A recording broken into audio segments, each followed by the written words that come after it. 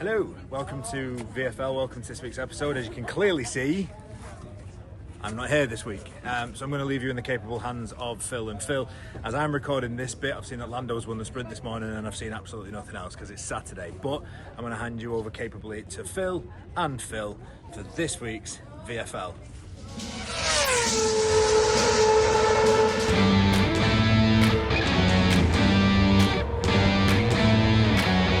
So thank you, Anthony, for leaving us alone on this weekend. Ferrari failed yet again to finish a race.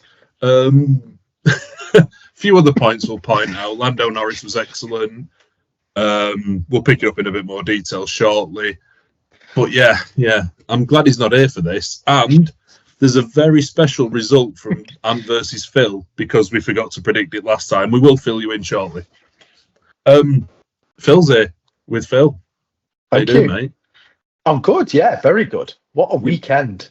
Yeah. What a weekend. So, Ant's irritableness, is that a word, irritableness? For Ant, yeah. Yeah, well, so I'll just pick that up. What a weekend. Fantastic. We'll move on because I'm sulking a bit because Piastri took out the only possible chance we had for Ferrari. Let's start sprint. Let's start sprint race. Qualifying. The qualifying was much of a muchness, wasn't it? Was what it was expected, I think, really. Yeah, I thought the sprint race was fascinating. Yeah, it's good. I enjoyed that. The fact that Lando Norris managed to sprinkle water in just the right place to throw Piastri off the track was exceptional. Almost like it was planned, wasn't it? It'd be incredible if it was. It'd have done really well there, but I don't see it. It's just he's hit the water. It's madness, isn't it? Oh, it's madness. And then obviously Piastri's crashed out. Absolutely brilliant. I'm sat here wearing a McLaren shirt, but probably, I'm more. Well, not more. I am Lando Norris than Oscar Piastri. So for me, that was just the icing to start the weekend. Got the 8 points. Piastri with nothing. Mm-hmm. Yeah, very happy with that going into the race. Couldn't really have asked for much more, really. No. I mean the sprint race.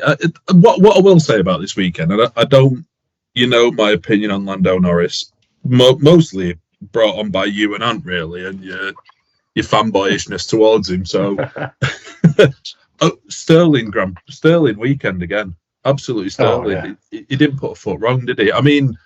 There were occasions though during the race that I think he started panicking a bit because Max was coming and he was coming hot, 100%. And if it weren't for the puncture, I've got a feeling Max would have got him.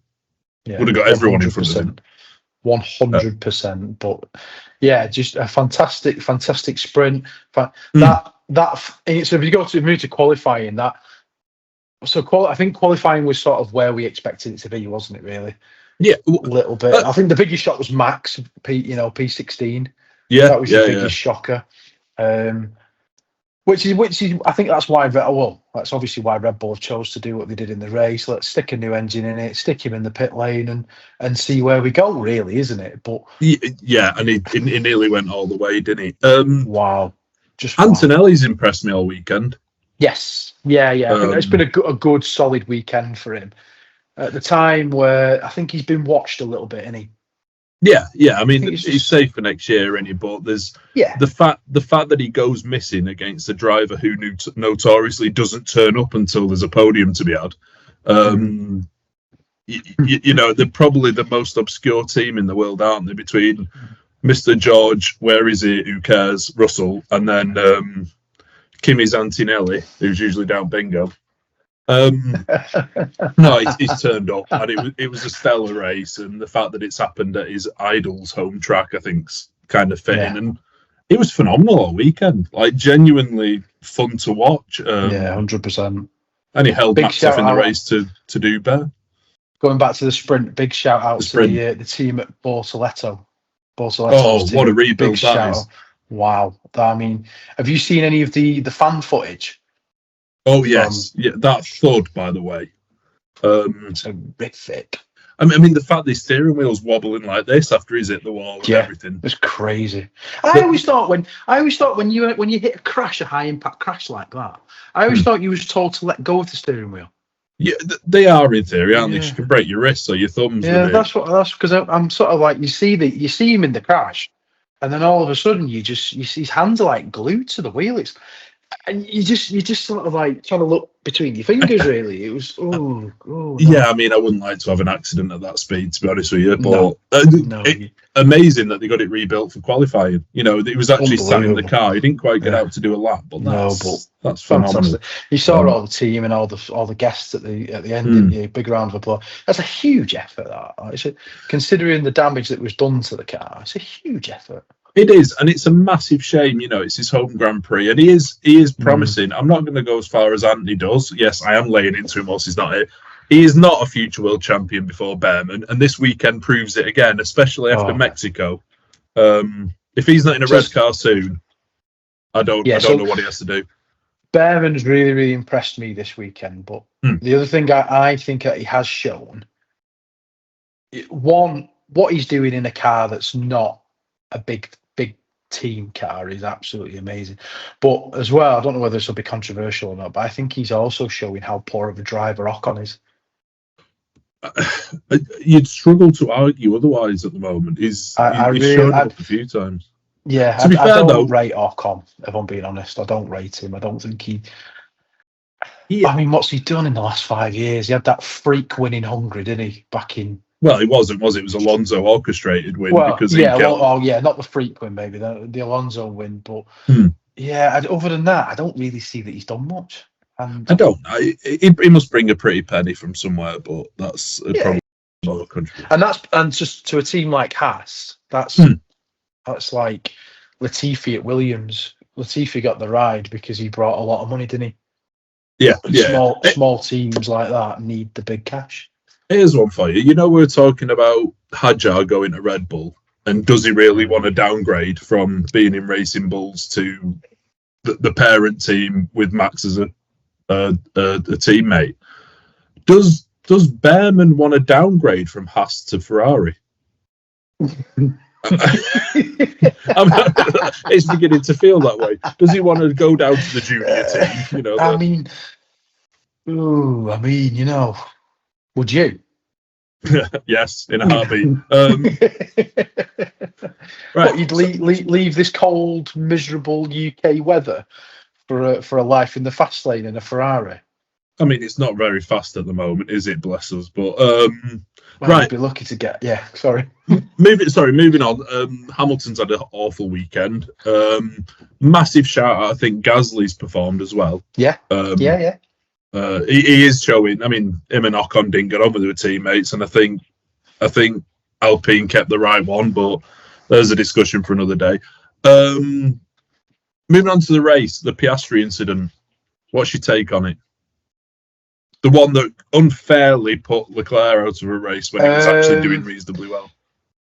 Am I answering this as a Lando fan or as a neutral? As someone who wants to get any views on the video, mate. All right, bring it on. Bring it on. No, it was a bit silly.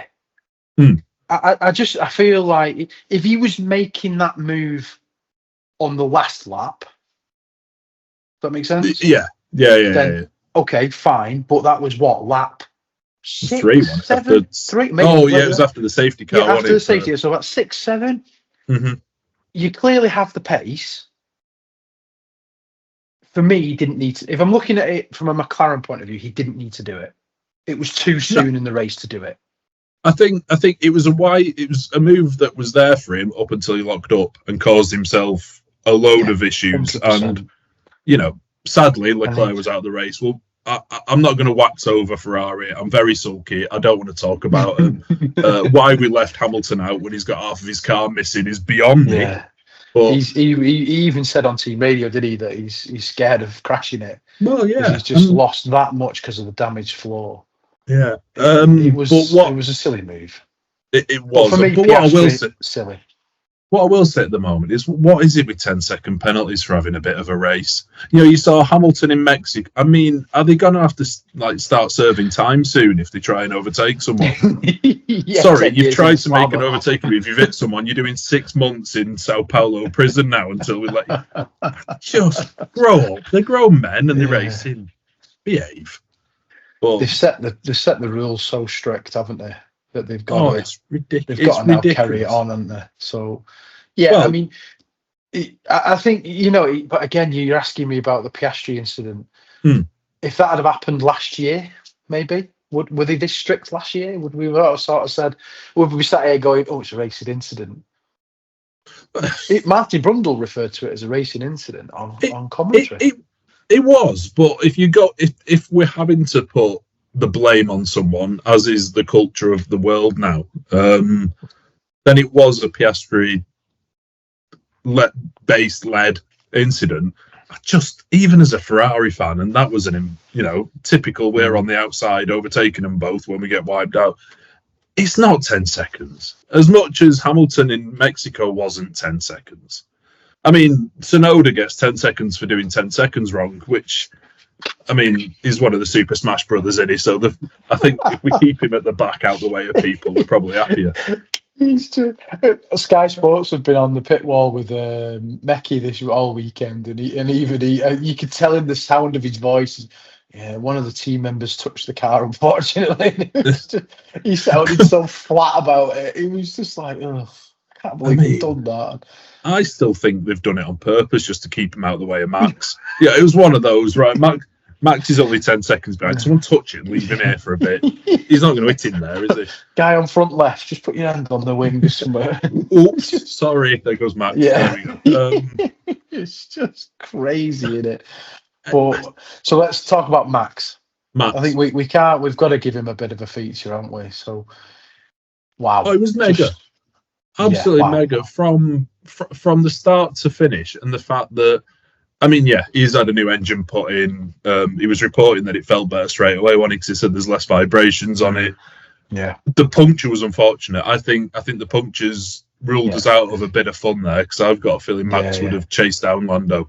I don't know what could have happened. I mean, Lando looked unstoppable this weekend, but there's a difference when there's that bright yellow nose cone and Max hurtling up behind you, and that's 100%. Yeah, 100%. This is a man. This is he's not a 4-time world champion for not doing things like that. And I think if you had somebody behind you who's like for Norris, for example, I think you're right. You got Kimi Antonelli behind you. He's probably not as worried because Kimi doesn't have the experience as that sort of stuff. But blimey, put Max Verstappen behind you. Your bottom's going to be going in it. Yeah, I mean, it's one of those, isn't it? People used to say if you saw the white and red car of Senna turn up, with the yellow helmet, or there was many years of if you saw the red nose cone of Schumacher's Ferrari, people used to almost pull over and let you through. I've got a feeling Verstappen has that same influence. Bright yellow nose on that Red Bull, and if they see him on the track, they know it's not the second driver, don't they? But 100%, yeah. I mean, I said this to Laura during the race: is you'd panic if any Red Bull's coming up behind you, because A, you're going to get run into and pushed off the track if it's Tsunoda, or B, you're in trouble because it's Verstappen coming at you. Either way, you're losing a position. The only problem is you don't usually see Tsunoda coming up behind you. He's probably coming the wrong way at you. Reverse grid for Tsunoda. Tsunoda rules. We'll call it Tsunoda rules. Tsunoda rules. He'll still hit someone. I don't understand what's going on. Mega drive. He was phenomenal, and I almost felt a bit sorry for him. He didn't get Antonelli in the end, but Antonelli deserved it, I suppose, especially after he pushed Norris over the line in the sprint. Norris was very lucky with that safety car at the end, I think.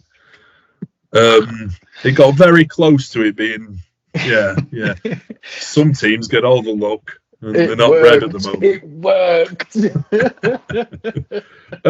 It was a very, very good race. It was enjoyable. It was exciting. It was. And what I will say as well is, as we've harked on a lot on this channel, and you'll agree with me, is a proper racetrack. And look what happens. You get proper racing with the odd 10-second penalty from time to time. Oh, the odd 20 seconds if you're Tsunoda. No, and it goes back to what you're saying about the track. And I think São Paulo just extended its contract. If they haven't, they should for another 50 years, but... Yeah, tracks are short, overtaking, fun. You know, So, and it proves the element of danger as well. You know, there's a bit of rain yesterday for the sprint.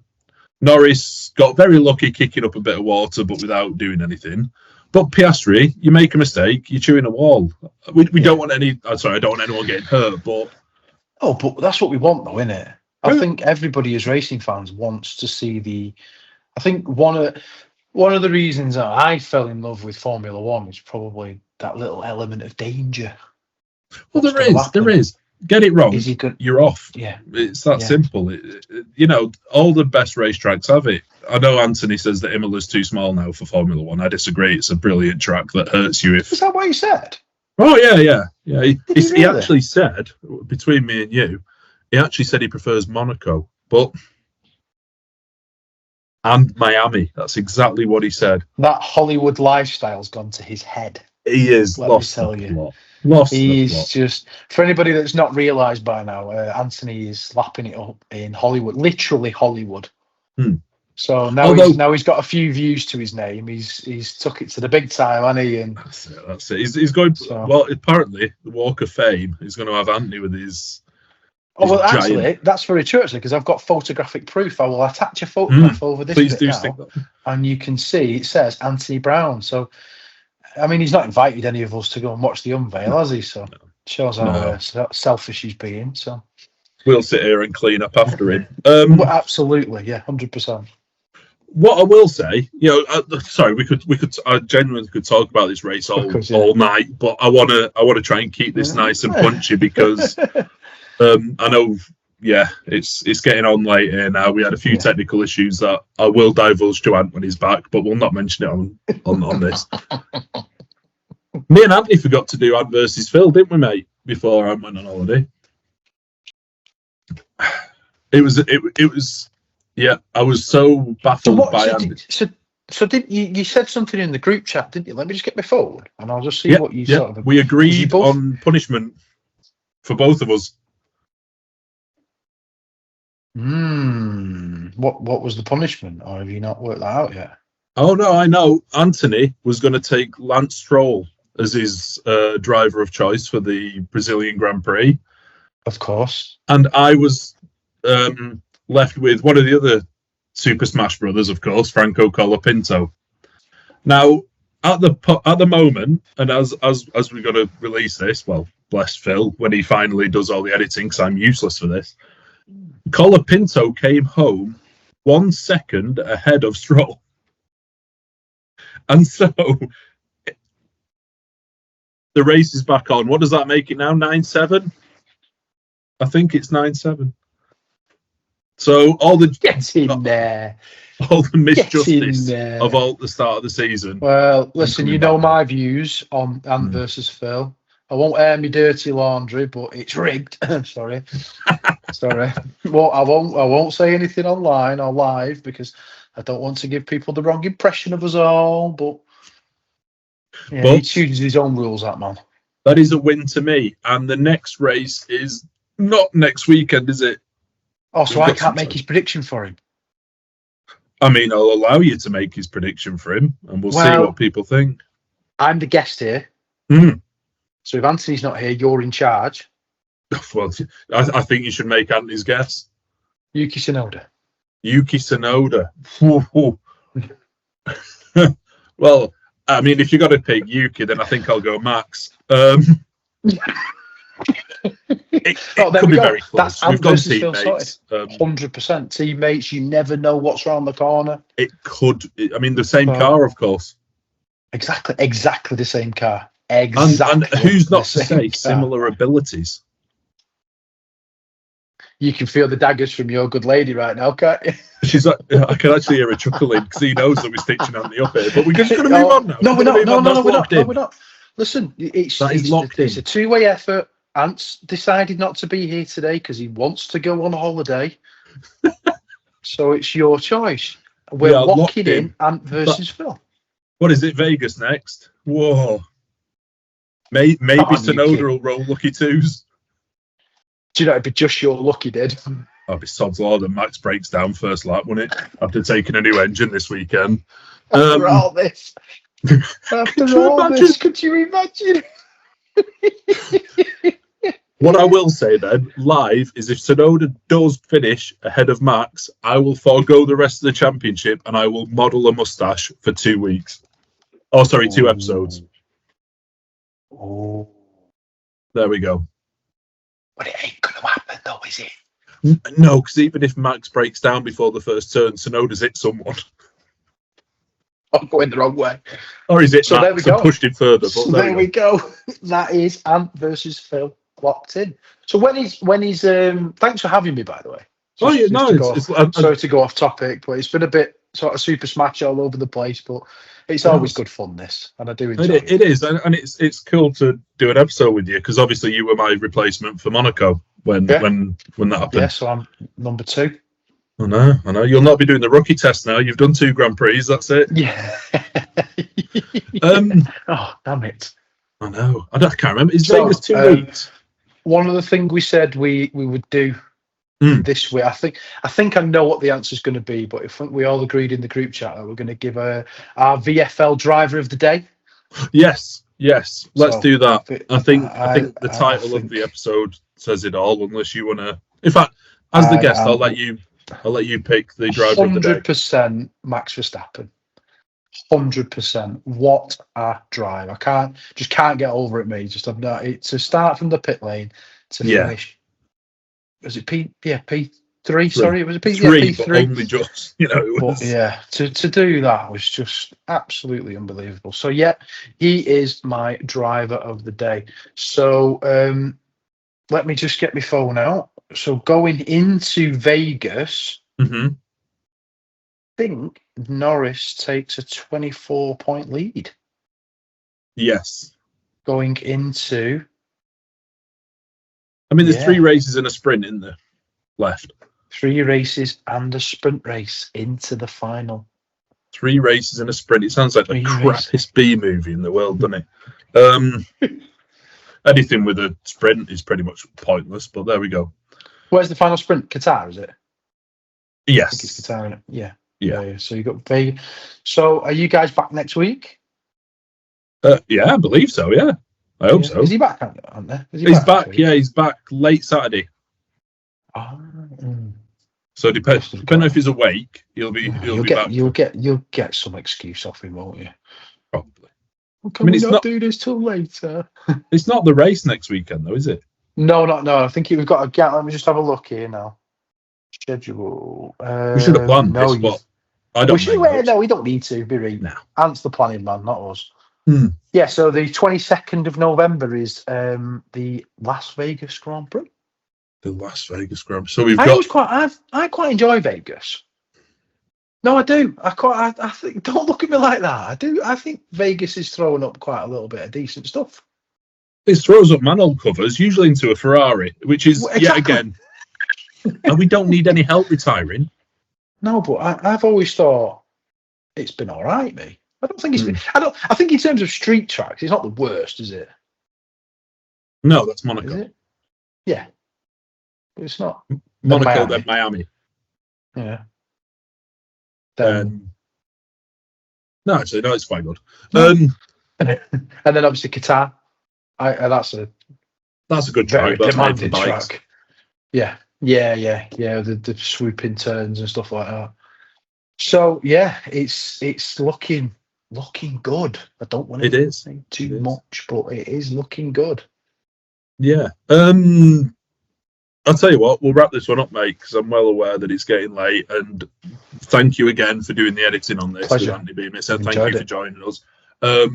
Big shout out to DT Collects again on Whatnot. Please go over and check out some good stuff. I got some awesome bits off him the other day, including the James Hunt card that is now Pride of Place.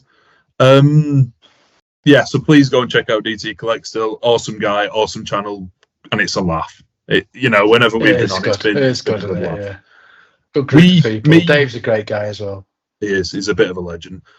Me and Anthony will return next week. Unless he's got an excuse, so Phil, be on standby. I'll give you a call. I don't know what we're doing yet. So if anyone has any comments or anything, throw it in the chat. If not, good God, we'll think of something appalling to discuss. It might be, what can we question about Felipe Massa now? It could also be, what does Yuki Tsunoda bring to the sport, and how much money does it cost to keep Lance Stroll in a car? Yeah. Who knows? Who knows? Thanks for having me. His dad knows. Anyway, Yeah. we'll wrap it up. Thanks again, Phil, for joining, mate. Pleasure, It's mate. been Thank fun. you for having me. We'll see you next week. Wicked. Cheers, guys. Take care.